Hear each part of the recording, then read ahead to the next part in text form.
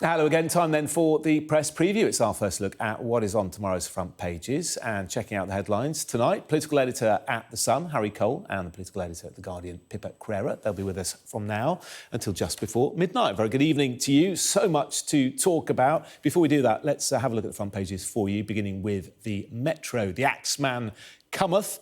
That's how they see the arrival of Jeremy Hunt as Chancellor, with Liz Truss's economic policies and maybe even her career facing the chop. The Guardian pictures them together on the Commons front bench with the headline, Hunt rips up PM's plans in astounding U-turn on tax. While the Financial Times says the Prime Minister's future is on a knife edge after her entire economic strategy was ripped up. The other big financial paper, City AM, shows a grave marking the death of so-called Trussonomics, and the inscription, "May markets rest in peace." While Harry's paper, The Sun, describes her as the ghost PM over the way she appeared in the Commons for the U-turn announcements.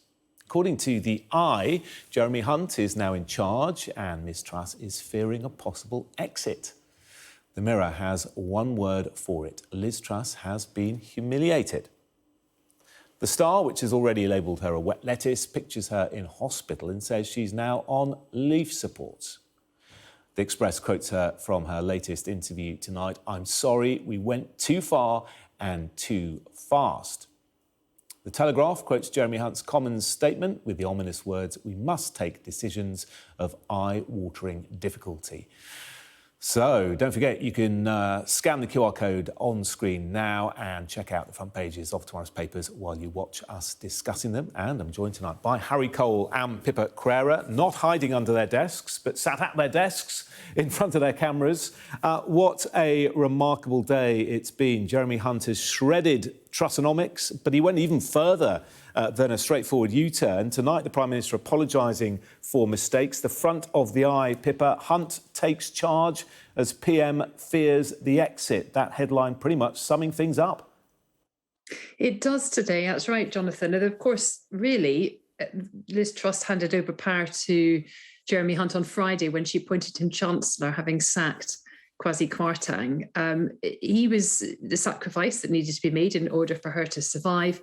And the next step in her survival was appointing somebody that could both reassure the markets and Conservative MPs that the government's economic strategy was one which wasn't going to lead to a major crisis. So ultimately, when they met at Chequers yesterday, Liz Truss and Jeremy Hunt, he went through line by line her mini budget. And of course, we'd already heard the reversal of the 45p top rate of tax. On Friday, they announced the reversal of the corporation tax policy.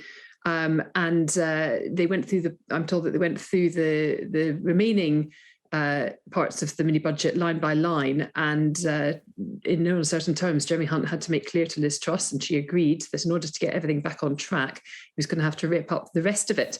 We were expecting overnight the 1p basic rate in income tax possibly be delayed a year, and then we found out this morning from Jeremy Hunt that, of course, it has been suspended entirely. And then the big one, really, because it was the last weapon in her armoury, was the sort of scaling back of the energy support package for households that was due to last up until the next election in a couple of years' time, but now has been scaled back to just 6 months' time, and then they'll review it. So it's quite clearly the case that Hunt has grabbed control of the levers of power and is buried Liz Truss's economic strategy and is pushing ahead with really quite serious changes, both in terms of the mini budget, but also in terms of cutting spending across departments in the days ahead.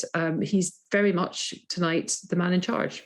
Yeah, and the big question, of course, is has she bought herself more time by appointing Jeremy Hunt to make these decisions and this statement today, or are her days numbers? The front of your paper, Harry, the ghost PM, because her performance today was very strange, wasn't it? Yeah, it was frankly weird. She sat there almost emotionless, a blink or two, as everything she promised the country and the Tory party membership all summer was shredded in front of her, and didn't so much as flinch as that happened. Now, Liz Truss throughout her career is someone that's made a big play of her ideological commitments, the sort of strand of free marketeerism that runs through her body. She clearly spent many years sitting on the sort of cabinet sideline, so to speak, working out and watching what she would do if she had the levers of power. Now she's come in, she's pulled those levers, it's all gone wrong, and that's gone out the window. I think it's clear tonight that the instinct of survival is far stronger than any ideological bone that Liz Truss has in her body. Now, you could argue of what is the point of staying in power if everything you wanted to do anyway is now being sort of shredded. I don't think it's so much Jeremy Hunt taking control, but it's the Treasury. They have clearly told him exactly what needs to be done, and he has not pushed back on any of it. It is a phenomenal about turn. And yes, I think Liz Truss has probably bought herself some more time. There's a sort of febrile atmosphere that's felt a bit deflated, actually, tonight. The plotters realising that no one really has a candidate to replace her, no one has a mechanism to replace her yet. And I think they're going to limp on, mortally wounded and looking at an opposition that are totally cock-a-hoop. Yeah, well, let's talk more about that then, because, Pippa, at one stage today, we were told that she had a meeting with Sir Graham Brady from the 1922 Committee of Backbenchers, of course. It was a vital meeting, so important she had to go to it rather than go to the Commons. Do we know any more about that meeting? And also, do we know any more about the meeting that she had tonight with the One Nation group? And, of course, she's meeting the ERG tomorrow. What are they all saying to her? Well, Harry paints a very accurate picture of the scenes in the Commons when Liz Truss eventually arrived and sat next to Jeremy Hunt as he tore up her agenda. But just before then, Labour had tabled or been granted an urgent question, which basically means an opportunity for them to ask an individual minister. In this case, they wanted the Prime Minister about a specific issue. And they had used a political tool, really, but they had used this in order to put pressure on Liz Truss to appear before the Commons, because nobody had seen her publicly since that really humiliating moment on Friday at the press conference when she had to accept that she had sacked Kwasi Kwarteng and ditched half of her policy.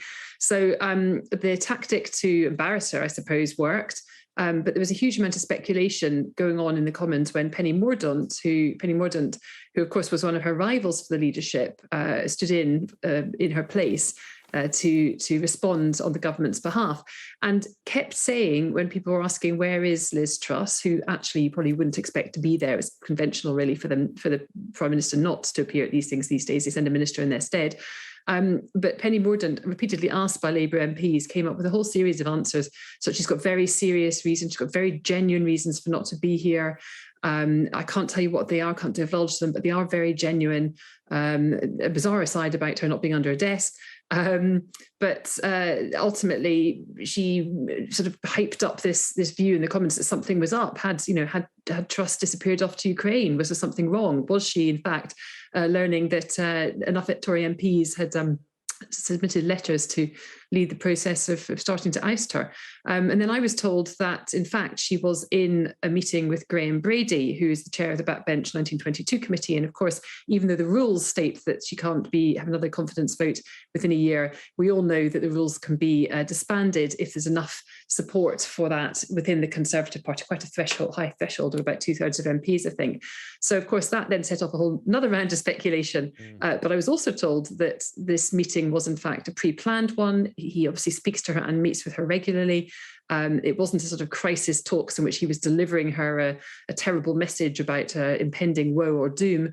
But it is inevitable, number 10 sources admitted to me, that in that meeting he will have raised the scale of concern that exists within the Conservative Party. I don't think it's yet at the point where she's about to be ousted. I think Harry's right. There's a big question mark around who would take over from her. And I think there's a sort of a feeling amongst MPs that they need to at least give them until the Halloween budget and the OBR forecasts to see what that brings. But she really is in sort of very, very dangerous territory. There's not much standing in the way between her in power and her MPs pushing her out. Yeah, I think we're going to see lots of Halloween analogies, aren't we, over the next few days? We've had the Ghost PM on the front of the Sun. Let's have a look at the front of the City AM. Trussonomics, a gravestone there, September 22 to October 22, laid to rest by Jeremy Hunt. Main markets, rest in peace. And that's actually what they have done today. The markets have certainly been a bit calmer, haven't they, Harry?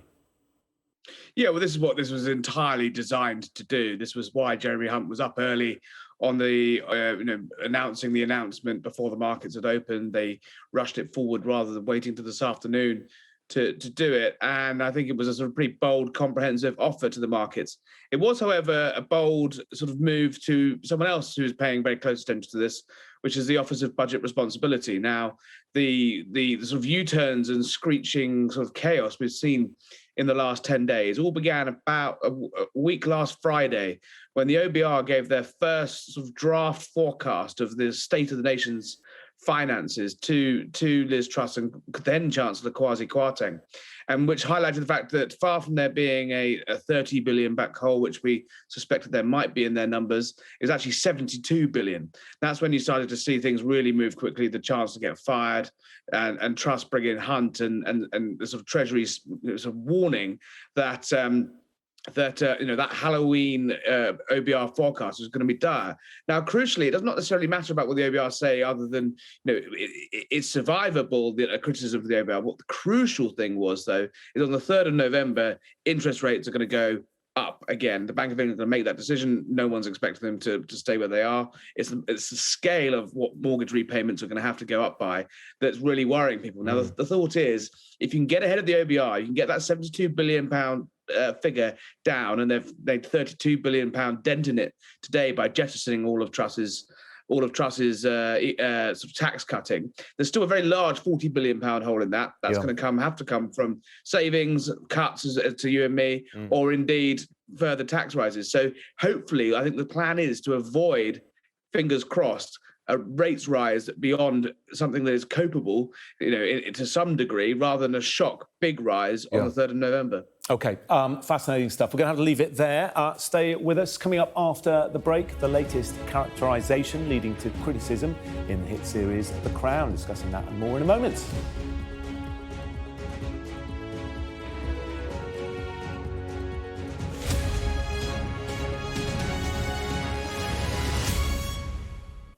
Welcome back. Part 2 of the press preview. Harry and Pippa still with me. Pippa, inside the Metro, climate activists have been busy recently, haven't they? And problems on the M25 today. Yeah, so the M25 today, I think over the weekend, there was an incident in Knightsbridge that far crews couldn't get through a junction.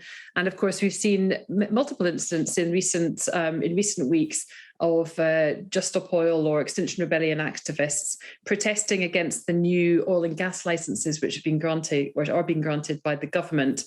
And doing this by sort of, shutting down roads and commuters' routes to work. And Suella Braverman spoke about this, I think it was yesterday, talking about how she's going to bring in the public order bill, which would stop, in her words, protesters holding people to ransom. Protesters themselves are responding, saying that they're raising a really important issue. They're doing it in a non-violent way, and we live in a free country. I suspect this is not the last of this that we've heard.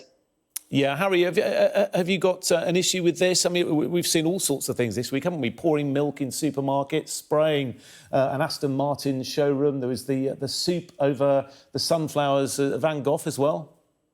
Yeah, well, I hope they go down for that one. That was utterly absurd. What I find ridiculous is, why have they shut the road? They look fine up there. If they want to climb the QE2 bridge, let them. But I don't know why everyone else should be inconvenienced for their ridiculousness. Leave them up there.